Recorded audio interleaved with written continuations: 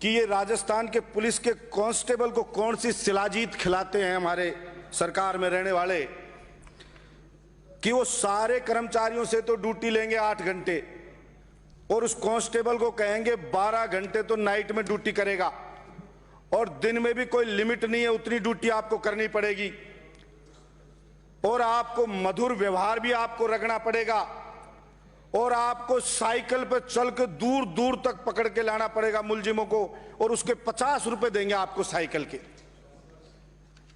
Motorcycle पे दुनिया चल रही है, कार में दुनिया चल रही है, लेकिन अभी भी पुलिस कांस्टेबल कह रहे तू साइकिल से ही दौड़ा के फॉर्च्यूनर वाले मुलजिम को पकड़ ले। अब ये कैसे पकड़ा जाएगा, मैं समझ में नहीं आ रहा कि भाई ये कौन सा कानून हम ही तो बनाते हैं। वो कांस्टेबल है, वो उनमें से कितने ही हमारे कोई चाचा का लड़का, कोई ताऊ का लड़का, कोई फूफा का लड़का, कोई भाई है, कोई भतीजा, सारे सब कुछ हम जानते हैं, रोज उनका दुखड़ा जानते हैं, लेकिन फिर भी मैं ये नहीं समझ पाया कि अपन इस चीज को क्यों नहीं जान पाए। या तो उसको हटाई दो, जो मजाक ना बने कि कोई आदमी देखे तो भी ये कानून हमने बनाया, हमने ये सारी चीजें रखी, तो इसको पढ़े तो कोई हंसे।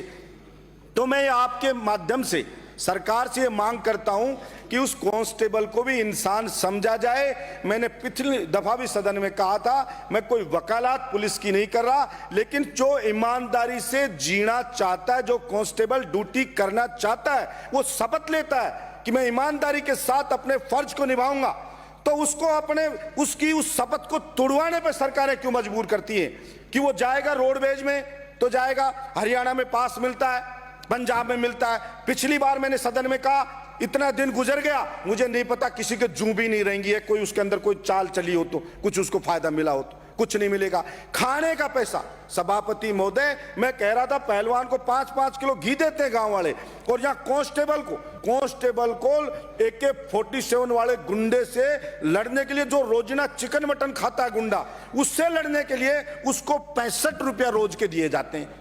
मैं जो उसका अलाउंस वो दिया जाता है, भैया तू इसमें दोनों टाइम रोटी खा ले। अब मुझे ये बता दे कोई यहाँ पे बैठा आदमी कि 65 रुपए के अंदर उसको रोज दिन में कहाँ रोटी खिलाई जा सकती है, कहाँ की रोटी खाए? तो उसको कहते तेरे पेट के गांठ बांध ले पर दौड़े जा, लड़े जा। और मड़ाई चाटते हैं कुछ पुलिस के अधिकारी। मेरी सहानुभूति, मैंने आज तक किसी सिपाही की शिकायत नहीं करी, उसने 19-20 गलती भी करी तो मैंने मेरा सिद्धांत बना रखा है कि ये दबा कुचला आदमी है, अगर इससे कोई गलती भी हो जाए तो ये मान लेना चाहिए कि ये बेचारा फ्रस्ट्रेशन में है, इसलिए इसकी गलती को अनदेखा किया जाना चाहिए। तो मैं सरकार से कहना चाहता हूं, बचपन में मैंने एक कहानी सुनी थी कि साहब बुद्धिमान उसकी लकड़हारे की, और उसने बताया कि मूर्ख लकड़हारा काटने जाता था पेड़ तो वो कुल्हाड़ी के धार नहीं देता था, तो दिन भर पसीने पसीने होता और लकड़ी नहीं काट पाता। दूसरा लकड़हारा था, वो बुद्धिमान था, वो पहले धार देता अपनी कुल्हाड़ी को और दे करके जाता और कुछ समय में उससे 4 गुना लकड़ी काट के ले आता। तो मैं कहना चाहता हूं ये एक बार प्रयोग करके देख ले राजस्थान सरकार।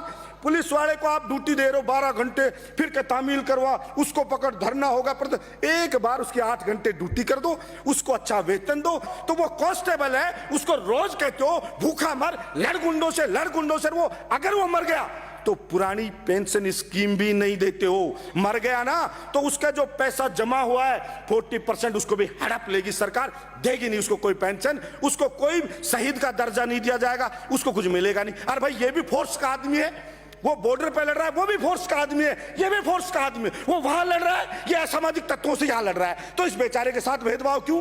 इसको क्यों नहीं दिया जाए शहीद का दर्जा, वो पैकेज क्यों नहीं दे सरकार? अरे भाई कितने एक लोग शहीद होते हैं, तो इससे कंगाल हो जाएगी सरकार, उन्हें लेकिन नहीं देंगे।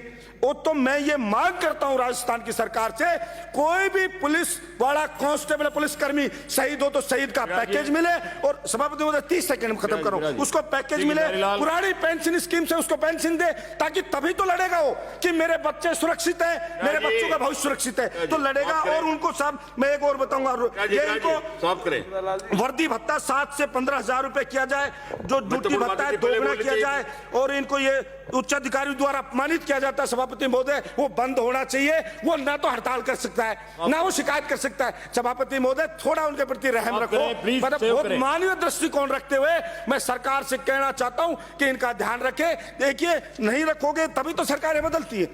अगर सब सरकारें सही सही काम करें तो आप उधर नहीं जाते और आप इधर नहीं आते। इसलिए एक बार थोड़ा सहानुभूति रखते हैं। उनकी जो भी मांगे मैं आपको टेबल कर दूंगा। उनकी जो भी मांगे मैं समझता हूं कि उनकी मांगों को पूर्ति किया जाएगा और उनको रियायत के ऊपर जिले मुख्यालय पे प्लॉट भी सरकार देगी, ऐसी मैं अपेक्षा रखता हूं। बहुत से लोगों को देता हूं। धन्यवाद सभापति।